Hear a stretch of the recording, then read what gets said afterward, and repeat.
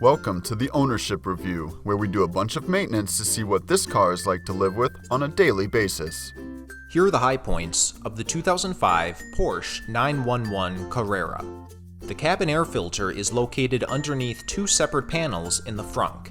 No tools are needed to pry off these panels, and once removed, the filter will slide out from the cowl with ease. The brake fluid reservoir is also located in the frunk.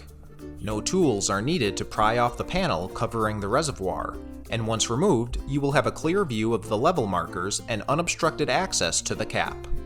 Both the oil drain plug and the oil filter are accessible underneath the vehicle.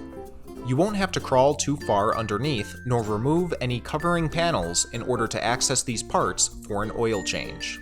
Not everything is perfect. Here are the pain points. The headlights will prove very cumbersome to access.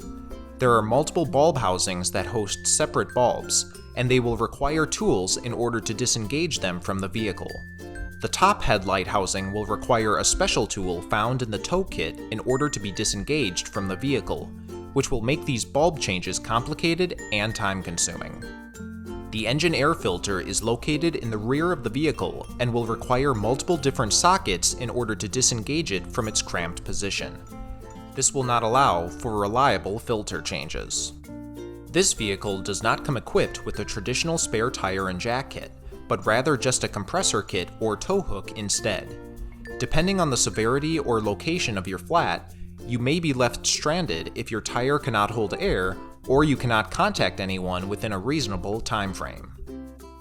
Overall, given the rather convoluted setup, the 2005 Porsche 911 Carrera is a somewhat difficult car to maintain and would be better suited for those with prior knowledge in vehicle maintenance.